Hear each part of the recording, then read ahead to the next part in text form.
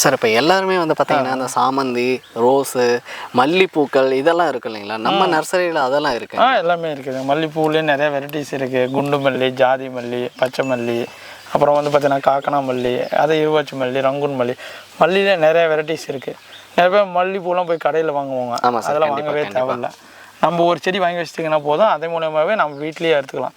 1 kilo மல்லிப்பூ வந்து பார்த்தீங்கன்னா 100 ரூபா, 1 முழம், அரை முழம் அப்படி வாங்குறாங்கல்ல. அதெல்லாம் நீங்கள் ஒரு 2 செடி வாங்கி வீட்டில் வச்சாவே அப்படியே வளர்த்துக்கலாம். இதுங்க சார், இது இந்த செடிகள் எல்லாம் வந்து பார்த்தீங்கன்னா மல்லிப்பூ வெரைட்டிஸுங்க. இது வந்து பார்த்தீங்கன்னா இருவாச்சி மல்லின்னு சொல்கிறது. இருவாச்சி மல்லி. ஆமாம், 2 ஸ்டெப்பு 3 ஸ்டெப்பு பூ அடுக்க வரும். வாசனை நல்லா தான் இருக்கும், நீட்டாக வரும் பூ இந்த வெரைட்டிஸு. இல்லை அப்படின்னா பச்சை மல்லின்னு மேக்ஸிமம் தோட்டத்தில் வைப்பாங்கள்ல விவசாயிங்க, அதுக்கு தேவையான பச்சை மல்லியும் நம்மக்கிட்ட கிடைக்கும். தரமான செடிகள். ஏன்னா பார்த்தீங்கன்னா நிறைய வந்து தோட்டத்துக்கு வைப்பாங்க. 50 செடியா, 100 செடியா, 300 செடி, 400 செடி வச்சாங்கன்னா அது மூலம் வருமானம் நிறைய வருது அவங்களுக்கு. கண்டிப்பாக. இப்போ குண்டு மல்லிலாம் வச்சுருப்பாங்க.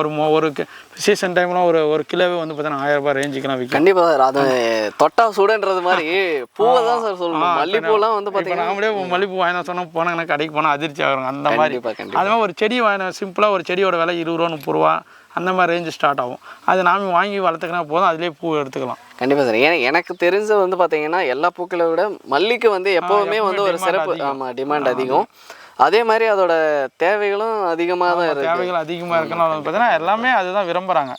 இப்போ எங்கன்னா ஒரு ஃபங்க்ஷன் போனால் கூட நம்ம என்ன பண்ணோம், பூ இருந்தால் அழகாக வச்சுட்டு போனால் தான் நல்லா. ஆண்களுக்கு ஒரு பயம் என்ன அப்படின்னா, ஒரு ஃபங்க்ஷன் வந்துட்டா எது பயமாக இருக்குதோ இல்லை மல்லிப்பூ வாங்குறதுக்கு ஒரு பயமாகவே இருக்குது. ஏன்னா அது ரேட் அந்த அளவுக்கு போயிட்டு இருக்கும். கண்டிப்பாக. ஏன்னா வந்து பார்த்தீங்கன்னா அது கட் பண்ணி விட்டு 3 மாதத்துக்கு அப்புறம் தான் பூ பூக்கும்.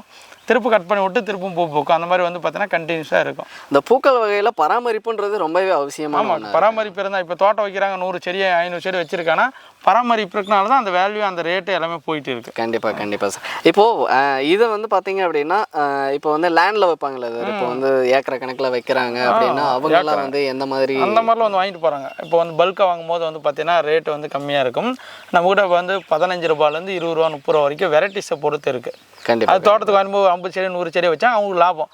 மாதத்தில் எவ்வளோ வரும்? ஒரு மாதத்துக்கு வந்து பார்த்தா 50 செடி வச்சுருக்கேன்னா ஒரு செடிக்கு மினிமம் 100 ரூபா இருந்தால் கூட 5000 ரூபாய் ஆச்சு. அது நான் சும்மா அப்ராக்சிமேட்டாக சொல்கிறேன். அது கிலோ கணக்கில் போகும்போது உங்களுக்கு எங்கேயோ போகும். கண்டிப்பாக. மாதத்துக்கு 30,000 நம்ம வந்து வருமானமே இது சைட் பிஸ்னஸை கூட பண்ணலாம். ஏதோ ஒரு வேலைக்கு போகிறாங்க அப்படி எனக்கு வருமானம் பத்தலாதுன்னா ஒரு சின்ன இடம் இருக்குதுன்னா இது பராமரிச்சுட்டு ஏதோ ஒரு பார்த்துருக்கோன்னா நமக்கு வருமானம். டெய்லி காலையில் வந்தோமா பூ எடுத்துட்டு நம்ம மார்க்கெட் அனுப்பிட்டா போதும், அது வருமானம் டெய்லி வந்துடும். கண்டிப்பாக சார். இப்போது இது வந்து நம்ம இது மட்டும் இதில் இப்போ எப்படின்னா லேண்டில் மட்டும் வைக்க முடியுமா சார், இல்லை மாடி தோட்டம்? வீட்டுக்கு தேவையான பூக்கள் வந்து வேணுமாக்கிறவங்க வச்சுக்கலாம். வீட்டுக்கு தேவையான வந்து அவங்க இந்த தண்ணி விடுறதுன்னு ஒன்று இருக்குது சார்.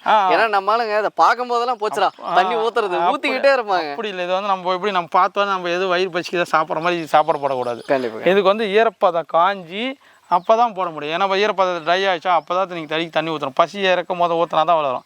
பசி இருக்கும் போது இல்லை ஈரப்பதம் இறக்கும் போது நீங்கள் தண்ணி விட்டுட்டே இருந்தால் செடி அலுவல் வரும். இது வேறு அலுவல் வந்துடும், அப்புறம் செடி மஞ்சள் கலராகி செத்து போயிடும். இதுதான் நிறைய பேர் தூங்கி இறந்தோடனே செடிக்கு தண்ணி ஊற்றணும்ப்பா, ஊற்றிடலாம், ஒரு வேலை முடிஞ்சு அப்படிலாம் பண்ணக்கூடாது. அதுக்கிட்ட சும்மா கொஞ்ச நேரம் போய் பார்க்கணும். ஈரப்பதையிலே வாடுதா அப்போ தான் தெரியும்.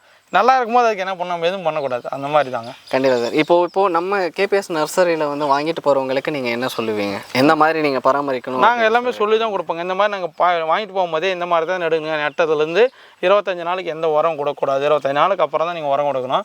மாஸ்டர் ஒரு டைம் மருந்து அடிக்கணும், உரம் கொடுத்தோம், அப்போ தான் மெயின்டைன் வரும் அப்படின்னு சொல்லி தான் கொடுப்போங்க. கண்டிப்பாக. ஏன்னா வாங்கிட்டு போய் வச்சுட்டு ஒன்றும் பண்ணணும்னா வராது. செடி சும்மா லைட்டாக க்ரோத் ஆகுமே தவிர உங்களுக்கு பூக்கள் வைக்கிறது ரொம்ப கம்மியாக தான் இருக்கும். 1-2 பூ அந்த மாதிரி தான். ஏன்னா இன்றைக்கி வாங்கிட்டு போகிறவங்களுக்கான மனநிலை எப்படி அப்படின்னா, வாங்கிட்டு போனதும் சரி ஓகே நம்ம அதில் ஒரு நல்ல ஈல்டு பார்த்துடணும், நல்ல ஒரு மார்க்கெட்டுக்கு நல்ல வருமானம் வந்துடணும் அப்படின்னு. ஏன்னா ஒரு 10 நேரம் ஒரு டைம் ஆச்சு அந்த செடி கிட்ட போய் பார்க்கணும். களை இருக்குதா, களை எடுக்கணும், மருந்து ஸ்ப்ரே பண்ணணும். ஆட்டெரு மாட்டெருவெல்லாம் காஞ்சது மக்குன்னு வரவங்களை வந்து தொழுவங்களை கொடுத்தா தான் அதுக்கு ஒரு குஷி. இல்லை கண்டிப்பாக சார். ஏன்னா இப்போ நீங்கள் சொன்னது உண்மையான ஒரு விஷயம். நிறைய செடிங்க கிட்ட பேசினா வந்து அது வந்து நிறைய வந்து நீங்கள் ஒரு எக்ஸாம்பிளுக்கு ஒரு செடி யாருன்னா வச்சுருந்தா கூட வீட்டில் போய் டெய்லி ஒரு 10 நாளைக்கு அதுக்கிட்ட போய் பாருங்கள். அடுத்த 10 நாளில் பார்த்தீங்கன்னா அதே ஒரு வேறு லெவலில் வரும். அது நல்ல ஒரு பயங்கரமான ஒரு உற்பத்தி நல்லா இருக்கும். நல்லா ஒரு இயற்கையாக சும்மா ஒரு 10 நிமிஷம் நம்ம பார்க்கலாம், உனக்கு மைண்டும் ஃப்ரீயாக இருக்கும். சரி, இப்போது இந்த காலத்தில் வந்து பார்த்தீங்க அப்படின்னா மொபைல் யூஸ் பண்ணி எந்த ஸ்ட்ரெஸ்ஸாக இருந்தாலுமே சரி எல்லாருமே யூஸ் பண்ணுறது மொபைலாக இருக்கும். பாட்டு கேட்கலாம், இது பண்ணுவாங்க. ஆனால் இப்போ நிறைய பேர் வந்து பார்த்தீங்கன்னா செடிகளோட பேச ஆரம்பிக்கிறாங்க. அந்த மாதிரி டெக்னாலஜி வளர்ந்து போச்சுன்னா நம்ம எனி டைம் நாமளே இருந்தாலும் யாராக இருந்தாலும் மொபைல் தான் இருக்குங்க. ஆமாம் சார். அதை மொபைலை வச்சுட்டு ஒரு 10 நிமிஷம் அந்த செடி பக்கம் போய் பாருங்கள். அதோட கண்ணு அந்த பச்சையமாக இருக்க வெரைட்டிஸ் இருக்கிற நம்ம கண்ணுக்கு நல்லது. நம்ம மொபைலே பார்த்து கண்ணே இதாயிரும்.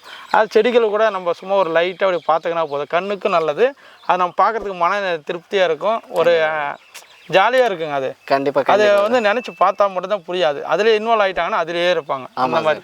ஏன்னா இப்போ அதுவும் இல்லாமல் இப்போ நிறைய பேர் வாங்கிட்டு போயிட்டு அவங்க வச்சிருவாங்க. வச்சதுக்கப்புறம் என்ன சார் ஒரு அந்த கான்வர்சேஷனே இருக்காது. நம்ம அந்த இயற்கையோட ஒரு இயற்கை அந்த மாதிரி சும்மா நம்ம செடி கூட நம்ம நான் டெய்லியும் பார்த்தாவே போதும், அதே வளருங்க.